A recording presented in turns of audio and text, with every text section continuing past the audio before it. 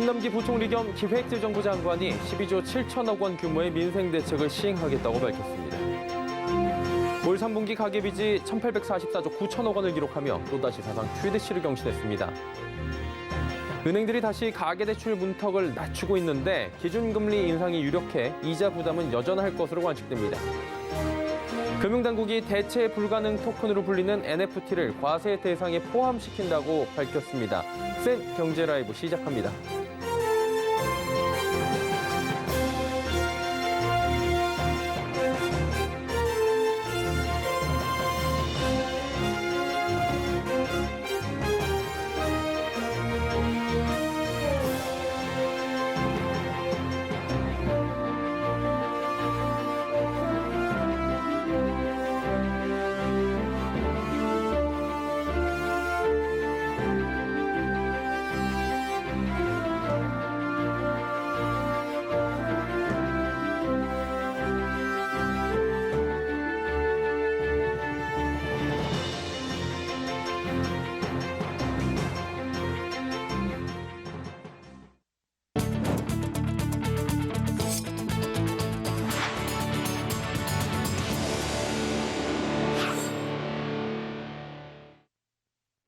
시청자 여러분 안녕하십니까? 센 경제 라이브 서정덕입니다.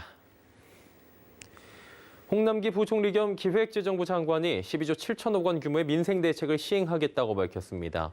홍 부총리는 오늘 정부 서울청사에서 비상경제중앙대책본부 회의를 열고 초과 세수와 의회에서 이미 확정한 기정 예산을 동원해 12조 7천억 원 플러스 알파 규모의 민생 대책을 전개하겠다고 밝혔습니다. 이번 대책에는 소상공인 손실보상 및 비보상 대상업종 맞춤 지원, 고용 취약계층 지원, 서민 물가 안정과 부담 경감 및 돌봄, 방역 지원 등이 담겼습니다. 소상공인의 경우 손실보상 비대상업종의 초저금리 대출 지원 등 맞춤형으로 총 9조 4천억 원을 지원하게 되고 손실보상 비대상업종의 경우에 역대 최저금리인 1%로 2천만 원 한도의 일상회복 특별융자 2조 원을 신규 공급할 예정입니다. 올 3분기 가계빚이 또다시 사상 최대치를 경신했습니다. 한국은행이 발표한 3분기 가계신용 통계를 보면 9월 말 기준 가계신용 잔액은 1,844조 9천억 원으로 집계됐습니다. 3분기 가계빚은 전분기보다 36조 7천억 원 늘어나 증가폭이 2분기보다 축소됐습니다. 반면 1년 전과 비교하면 163조 1천억 원이 늘어나 지난해 3분기와 비교해 증가폭이 확대됐습니다. 금융당국의 대출 규제로 전체 가계빚 증가폭은 전분기보다 둔화됐지만 집값 상승 기대감으로 주택 매매와 전세 대출 수요가 이어지며 주택담보대출은 오히려 증가폭이 커졌습니다. 가계대출 총량 관리 차원에서 일부 대출 상품의 판매를 중단하거나 또 한도를 축소했던 은행들 다시 대출 문턱을 낮추고 있다고 합니다. 우대금리를 부활시키는 방안도 검토되고 있는데 기준금리가 인상될 경우에 차주들의 이자 부담은 여전할 것으로 보입니다. 윤다혜 기자입니다. 연말이 다가오면서 가계대출 총량 관리에 여유가 생긴 은행들이 대출 문턱을 다시 낮추는 모양새입니다. KB국민은행은 오늘부터 전세대출 일시 상한을 다시 부활시켰습니다. 전세자금 대출 방식 가운데 대출자가 일시 상한도 선택할 수 있도록 내부 지침을 바꾼 겁니다. 국민은행은 지난달 25일부터 주택금융공사, 서울보증보험이 담보하는 전세자금 대출에 대해 혼합상한과 분할상한만 허용한 바 있습니다. 하나은행은 지난달 20일부터 판매 중단한 신용대출과 비대면 대출을 오늘부터 다시 취급하기로 했습니다. 다음 달부터는 주택, 상가, 오피스텔, 토지 등 부동산 구매자금 대출도 재개합니다.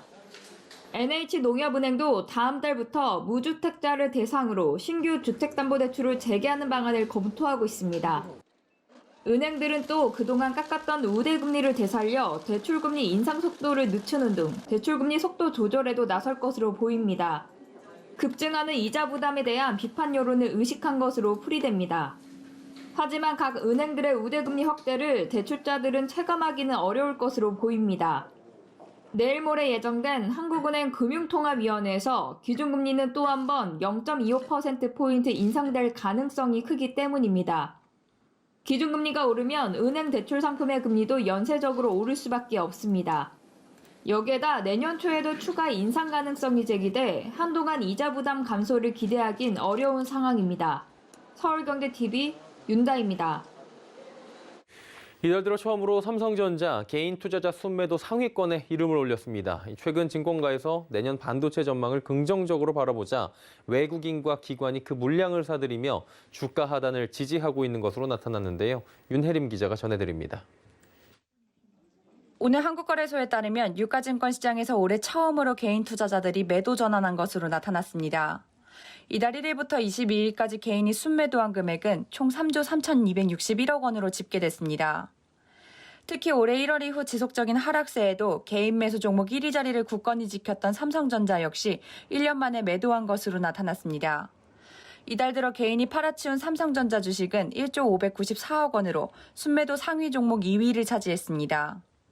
뿐만 아니라 SK하이닉스, DB하이텍, 한미반도체 등 반도체 관련주는 모두 매도 우위를 보였습니다. 반면 11월 외국인과 기관의 반도체 관련주 순매수 금액을 살펴보면 SK하이닉스는 각각 8,861억 원, 3,828억 원, 삼성전자는 4,019억 원, 6,777억 원 등 개인이 쏟아내는 물량을 사들이고 있습니다. 이는 디램 가격 내림세가 내년 상반기에는 반등할 것이라는 분석과 함께 최근 뉴욕 증시에서 엔비디아가 급등하여 시가총액 1조 달러를 눈앞에 두고 있자 업황 개선에 대한 기대감이 높아졌기 때문이라는 분석이 제기됐습니다. 한지영 키움증권연구원은 최근 엔비디아 실적 호조세에 따른 대형 반도체주에 대한 매수세가 집중되자 지수 상승을 견인했다며 내년 상반기까지 예상되던 업황 둔화 우려가 주가에 반영되는 것이 마무리 단계에 들어서고 있어 향후 관련주 수급에 온기가 발생할 것으로 기대된다고 전했습니다. 서울경제TV 윤혜림입니다. 금융당국이 NFT 대체 불가능 토큰을 과세 대상에 포함시킨다고 밝혔습니다.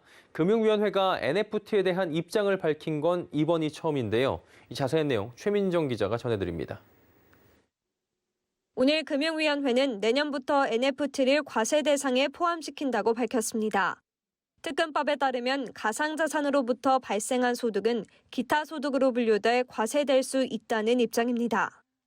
지난 17일 도규상 금융위 부위원장은 현행 규정으로도 NFT에 대해 과세가 가능하다는 게 정부의 입장이라고 답변한 바 있습니다. 추가로 현행 특근법의 규정에 따라 기획재정부가 과세 준비 중에 있다고 덧붙였습니다. 다만 금융위는 실제 NFT 모두를 가상자산으로 볼 수는 없다는 의견입니다. 가상자산에 해당하는 NFT와 해당하지 않는 NFT가 존재하기 때문입니다. 한마디로 NFT 중에서 대량 발행돼 투자와 지불 수단이 되는 NFT에 한해서만 가상자산으로 분류된다는 게 금융위의 해석입니다. 금융당국은 구체적으로 NFT 과세 범위를 어디까지로 할 것인지 여부는 부처 간 협의가 더 필요한 부분이라며 세제당국이 특근법을 바탕으로 결정할 것이라고 밝혔습니다. 서울경제TV 최민정입니다.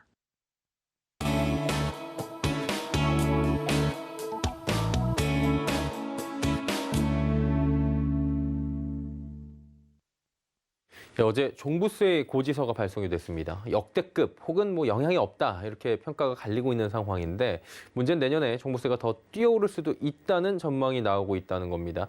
자, 이런 전망 나오는 배경은 무엇인지 그리고 종부세 지금 어떻게 봐야 되는지 부동산부의 서청석 기자와 이야기 나눠보도록 하겠습니다. 어서 오세요. 안녕하세요. 예. 일단은 종부세라고 불리는데 종합부동산세 고지서가 발송이 됐고 받으신 분들도 계신 것 같아요. 주택분에 대한 종부세가 지금 어느 정도 규모입니까, 정확히? 네, 역대급이 될 거라고 하던 종합부동산세가 어제 고지서 발송됐는데요. 예. 기획재정부에 따르면 올해 주택분 종부세 고지 인원은 94만 7천 명이고 이에 따른 고지세액은 5조 7천억 원입니다. 지난해와 비교하면 고지 인원은 지난해보다 42%, 약 28명이 늘었고 세액은 216%, 3조 9천억 원이 증가했습니다. 예. 특히 이번에 1세대 1주택자에 대한 과세 관심이 컸는데요. 1세대 1주택자 가운데 종부세를 낸 사람은 13만 2천 명으로 지난해 12만 명보다 10%가량 늘었고 이들이 부담하는 세액은 1년 새 1,200억 원에서 2천억 원 수준으로 증가했습니다. 예. 종부세 고지 인원, 세액 규모, 그리고 다주택자, 1가구 1주택자, 나눌 것 없이 모두 다 늘고 금액도 늘어났는데 증가 이유는 구체적으로 어디 있습니까? 종부세 부담이 늘어난 것은 종부세를 결정하는 요인인 공시가격과 공정시장가액 비율, 예. 종부세율이 일제히 올랐기 때문입니다. 네. 주택분 종부세는 과세 기준일 기준 개인이 보유한 전국 주택 합산 공시 가격에서 기본 공제금을 빼고 공정시장가액 비율을 곱한 금액에 부과하게 되는데요. 이 가운데 전국 평균 공동주택 공시가격이 19%가량 올랐고 공정시장가액 비율도 지난해에 비해 90%에서 95%로 올랐기 때문입니다. 한마디로 집값도 올랐는데 공정시장가액 비율도 올라갔고 종부세율도 올라갔기 때문에 모두 다 뭐 1주택자 할 것 없이 다주택자 할 것 없이 다 올랐다는 건데 내년에 더 오를 거라는 전망 나오잖아요. 이유도 알 수 있겠죠. 네, 내년에도 종부세가 오를 것이라는 전망이 나오고 있는 이유는 간단합니다. 예. 내년에도 주택의 공시가격과 공정시장가액 비율이 올라갈 것으로 예상되면서 종부세도 당연히 올라간다는 분석인 겁니다. 서진영 대한부동산학회 회장은 공시가격 현실화와 주택가격 상승으로 종부세 조세 부담률은 점점 높아질 수밖에 없다고 지적했는데요. 예. 현재 70%에 그치는 공동주택 공시가격 현실화율을 오는 2030년까지 90%로 올리는 공시가격 현실화 로드맵을 적용해 나가고 있습니다. 더구나 공시가격은 주택 시세를 기준으로 산정되기 때문에 주택가격이 오르면 공시가격도 덩달아 올라갈 수밖에 없는 구조입니다. 주택가격의 경우 향후 추이를 정확히 예상하기는 어렵지만 정부는 내년 집값이 올해보다 상승한다는 전망을 전제로 세입 예산을 편성한 것으로 나타났습니다. 예. 또한 부동산 업계 역시 내년 집값 상승세가 둔화될 수는 있어도 추세 자체가 하락세로 돌아서는 걸 기대하긴 힘들다는 전망이 우세합니다. 예. 한마디로 집값이 보합이어도 비율이 올라가기 때문에 내년도에 종부세는 더 올라갈 수밖에 없다. 그리고 여러 가지 여건을 봤을 때 집값이 내리기도 쉽지가 않다라고 말씀해 주셨는데 그러다 보니까 내년 종부세 더 무섭다라는 얘기 나오잖아요. 어느 정도까지 오를 것으로 보고 있습니까? 네, 올해 종부세 고지서를 받은 사람들은 내년 한층 더 무서운 종부세 고지서를 받을 가능성이 큰데요. 예. 국토연구원 등 관련 기관에 따르면 수도권 주택 가격은 5.1%, 지방은 3.5%, 전국 평균 공시가격은 5.4% 정도가 내년에 상승할 것으로 예상했습니다. 네. 여기에 내년 공정시장가액 비율도 현행 95%에서 100%로 상향되는데 이에 따라 정부는 내년 종부세 세수가 6조 6,300억 원까지 늘어날 것으로 전망했습니다. 올해 고지세액은 5조 7천억 원 수준입니다. 약 지금 한 15% 이상 내년에 더 세금이 거칠 것으로 예상이 됩니다. 그러다 보니까 뭐 현행 종부세 내년 대선에 따른 변수 이런 얘기들이 나오고 뭐 기대하시는 분들도 사실 계실 것 같은데 어떻습니까? 변수 없습니까? 내년 종부세는 당연히 대선에 영향을 받을 수밖에 없을 그렇죠. 것으로 보이는데요. 새 정부의 종부세 부과 방향에 따라 세법이나 종부세율, 관련 공제 등 제도가 바뀔 수 있기 때문입니다. 특히 과세 기준일이 지나더라도 8월까지 세법 개정이 완료된다면 소급 적용이 역시 가능할 전망입니다. 이에 대해 정부 관계자는 올해 여름 종부세법 개정을 통해 1주택자 공제 금액을 9억 원에서 11억 원으로 올릴 때도 올해분부터 적용한 사례가 있다며 다만 과세 관청 등에 따르면 실무 준비를 위해서는 8월까지는 해당 개정이 마무리돼야 한다고 말했습니다. 뭐 소급 적용 얘기까지 들어보긴 했는데 그렇다면 뭐 여당의 입장도 있고 야당 대선 후보들의 지금 종부세에 대한 입장이 있을 텐데 이 부분 입장은 어떻습니까? 네, 먼저 윤석열 국민의힘 대선 후보는 대통령이 되면 종합부동산세를 전면 재검토하겠다고 밝혔고요. 예. 1세대 1주택자에 대한 세율도 인하하고 장기 보유 고령층 1세대 1주택자에 대해서는 매각하거나 상속할 때까지 납부를 유예하는 제도의 도입을 고려하겠다고 밝혔습니다. 또 중장기적으로는 아예 종부세를 재산세에 통합하거나 1주택자에 대해서는 면제하는 방안도 검토하겠다고 말한 바 있습니다. 반면 이재명 더불어민주당 대선 후보는 대안은 종부세 폐지를 통한 부자 감세가 아니라 부동산으로 거둔 세금을 더 많은 국민에게 돌아갈 수 있도록 하는 것이라며 그 대안이 제가 말씀드린 국토보유세로 전 국민의 90%가 내는 것보다 받는 것이 더 많다면 실질적인 서민들에게 세금 감면 효과까지 발휘할 수 있다고 개인 SNS를 통해 밝혔습니다. 예, 종부세에 대해서 양당의 후보가 정반대의 입장을 갖고 있는 만큼 내년에 어떤 정부가 출범하느냐에 따라 종부세 향방이 갈릴 것이라는 이야기까지 들어보도록 하겠습니다. 서청석 기자와 함께했습니다. 고맙습니다. 감사합니다.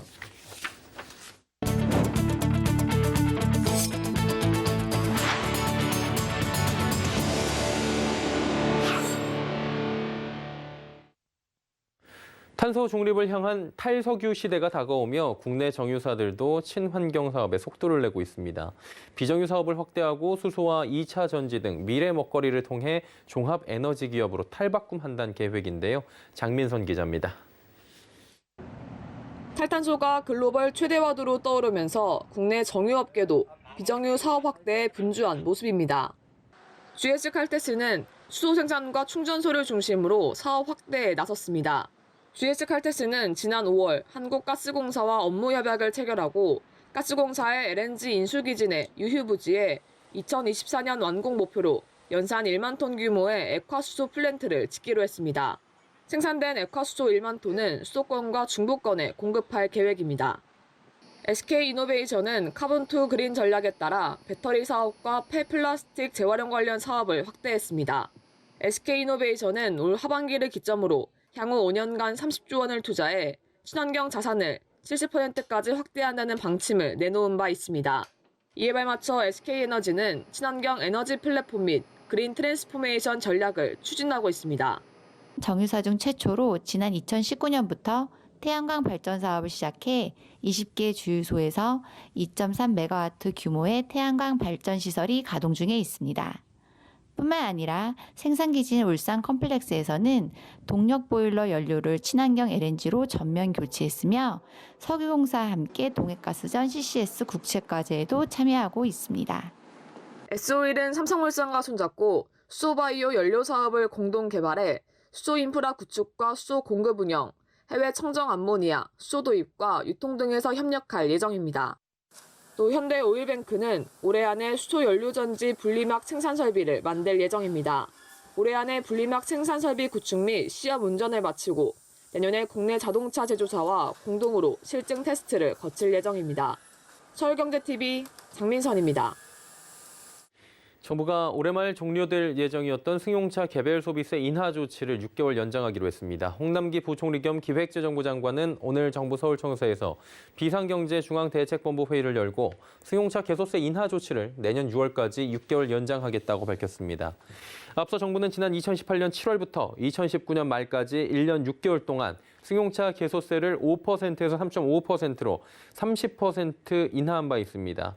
지난해 상반기엔 인하폭을 70%로 올려 1.5% 개소세를 적용했고 하반기에는 인하폭을 30%로 돌리며 인하 조치를 유지했습니다. 이후 올 들어서도 지난 6월까지 6개월 동안 개소세 30% 인하 조치를 연장한 바 있습니다. 홍 부총리는 올해 차량을 구매했지만 내년 상반기에 차량이 출고되는 소비자들도 구매 비용을 절감하도록 조치하겠다고 설명했습니다.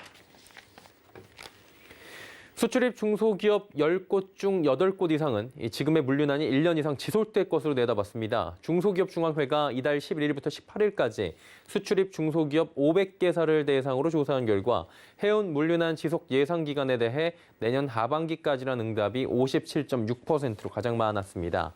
이어오는 2023년 상반기까지라는 응답은 21.4%, 2023년 하반기는 6%, 2024년 이후 2.6% 등으로 1년 이상 물류난이 지속될 것이라는 응답이 전체 87.6%에 달했습니다. 최근 지속되는 수출입 물류난으로 애로를 겪고 있는 중소기업은 83.4%로 6월 대비 10%포인트 증가했습니다. 주요 애로 사항으로는 해운 해상 운임 상승이 83.7%로 가장 높았고 뒤이어 선적 시기 지연과 컨테이너 부족, 선복 부족 등이 뒤를 이었습니다.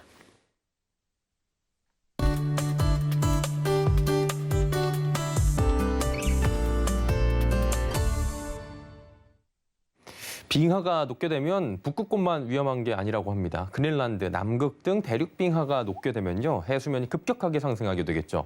이럴 경우에 저지대에 위치한 많은 나라들이 침수 위험에 빠질 수 있게 된다고 합니다.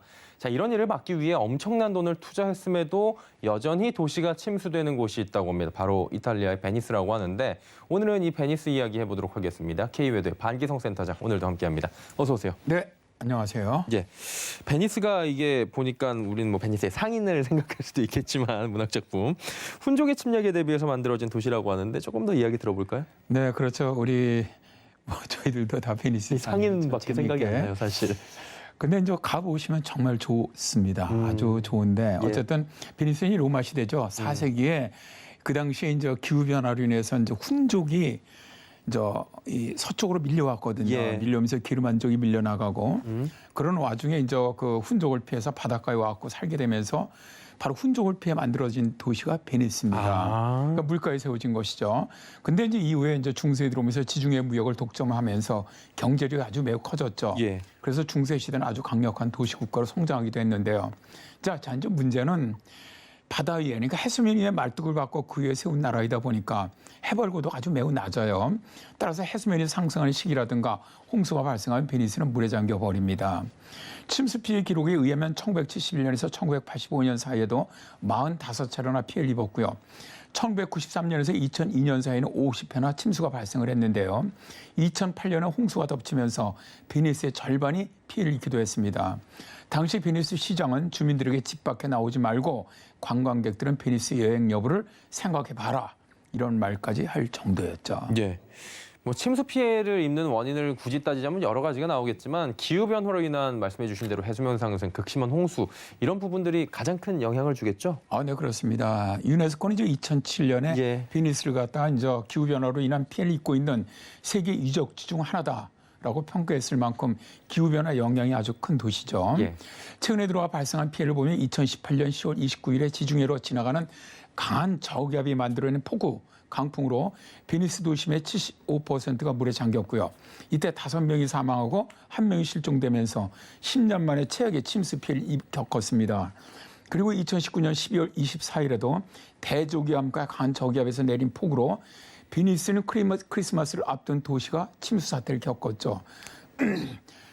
조수 수위가 139cm였는데 홍수로 인해서 평균 해수면이 187cm로 높아져서 베니스는 바다 아래에 잠길 정도의 위기에 빠졌는데요. 예. 무려 50년 만에 최악이었던 당시 홍수로 베니스는 엄청난 피해를 입었습니다. 베니스시 추산으로는 피해 금액이 최소한 4,700억 원 정도 되었다고 하고요.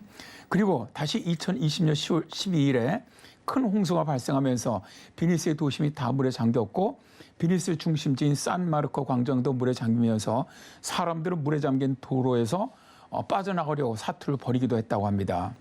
코로나19로 관광업에 타격을 받은 베니스는 해수면 상승 그리고 홍수 등의 악기상으로 지금 위기에 빠져 있다고 하죠. 예. 산마르코 광장이 잠길 정도였으면 그냥 도시가 다 잠겼다고 봐야 될 것 같은데 그러면 이탈리아 당국은 이렇게 잠길 때까지 소위 말해서 방치하고 있었던 건 아닐 것 같은데 어떻습니까? 그렇게 이제 방치한 건 아닙니다. 그렇죠. 예. 베니스 당국에서도 1500년경서부터 1500년 이상 지금 피해를 입고 있거든요. 예, 예. 그러다 보니까 이제 베니스가 상당히 시에서 다양한 방법을 강구를 했습니다. 홍수 피해를 막기 위해서 200년에서 300년마다 대대적인 대책을 마련해 왔는데요. 뭐 예를 든다면 베니스 정부가 1604년에 홍수 피해 복구비를 마련하기 위해서 인지세라는 세금을 도입하기도 했고요. 최근 들어 가장 심각했던 침수 피해가 1966년 대홍수 때입니다. 이때는 정말 건물뿐만 아니라 수많은 귀한 문화재들이 다 침수되면서 정말 엄청 큰 충격을 받았던 이탈리아 정부가 해변을 다 시멘트로 메우고 바다에 시멘트 방벽을 세웠는데 이제 문제는 아무런 효과가 없었다는 것이죠. 예. 그러다가 이제 이탈리아 정부가 1980년대 초 모세 프로젝트라는 이런 아주 거대한 프로젝트를 계획을 하는데요. 바닷물이 들어오는 것, 범람에 대비해서 베니스 항구로 들어오는 3군데 수로에 강철 상자로 만든 숨은 70개를 설치한다는 겁니다. 평소에는 강철 상자를 물로 채워서 바다 밑 구조물에 고정을 시켰다가 홍수가 발생하면 상자 속에 물을 빼거나 상자 속에 공기를 채워서 수면 위로 이게 올라오는 거예요. 예. 그래서 바닷물이 들어오는 걸 다 막겠다는 겁니다. 근데 이제 문제는 이탈리아가 굉장히 부정부패가 심한 나라입니다. 그래서 모세 프로젝트는 1982년부터 사업을 시작해서 원래는 1995년에 완공할 예정이었는데 어쨌든 이 부패 이런 것 때문에 계속 완공이 되지 않았어요. 그러다 비로소 작년에 완공이 됐습니다. 근데 모세 프로젝트에 투입된 예산만 9조 원 정도가 됩니다. 매년 이 수문을 운영하는 예산만 한 130억 원 정도 되고 있는데 근데 문제는 만들어냈는데 작년 12월에 침수를 막지 못했다는 것이죠. 저는 이제 영국 미래학자 스티븐 백스터가 100년 후 지구 미래의 모습은 기후와 환경령으로 물의 도시인 베니스처럼 될 것이다 라고 말했던 것이 가슴을 좀 때리더라고요. 결국엔 이게 돈 들여가지고 만들어냈고 오랫동안 힘들게 만들어냈는데 제 기능을 지금 못하고 있었다라는 부분으로 다가오는 것 같습니다. 근데 그만큼 기후 지금 재앙이 심하다라는 쪽으로 들리는 것 같고요. 실제로 뭐 자카르타도 그랬고 기후 변화로 인한 해수면 상승으로 피해를 보는 것이 뭐 베니스만 그런 것도 아니고 자카르타만 그런 것도 아니고 굉장히 많잖아요. 그렇습니다. 뭐 가장 대표적인 게 남태평양에 있는 그 섬나라들. 아, 몰디브나 뭐 이런. 네네. 예. 그다음에 이제 저지대 국가들이죠. 예. 뭐 우리가 알고 있다시피 네덜란드라든가 방글라데시 뭐 이런 나라들은 굉장히 심각한 나라들이죠. 결국 이제 베니스에 거주하는 사람들도 어쨌든 지금 물이 계속 올라온다면 그것을 떠나는 기후 난민이 될 가능성이 높은데요. 예. 22개의 처한 나라들 가운데 이제 몰디브 같은 나라는 1192개의 크고 작은 섬으로 이루어져서 해양 관광 천국이라고 부르죠. 이 나라는 어떻게 대비를 하느냐? 부유식 인공섬을 만들 계획입니다. 그래서 부유식 해상 구조물을 지금 건설 중에 있습니다. 예. 해수면이 떠오르는 섬이죠. 예. 네. 근데 좀 문제는요. 기후재앙에 취약한 나라들이 되게 가난한 나라들입니다. 그러다 보니까 이런 재난 대비 인프라에 투입할 자본이 없다는 겁니다. 가장 최선의 방법은 전 지구가 합심을 해서 지구온난화를 저지하기에 최선의 노력을 다하는 방법. 다음에 가난한 나라의 기후변화에 적응할 수 있도록 자금을 좀 지원해 주는 것이 가장 좋은 방법이라고 봅니다. 네, 여기도 부익부 빈익빈이 나타날 수 있기 때문이다. 이렇게 정리하도록 하겠습니다. 해수면 상승의 주요 도심이 침수된다, 피해를 보고 있다라는 이야기들 나눠봤고요. K웨더 반기성 센터장과 함께했습니다. 고맙습니다. 네, 감사합니다.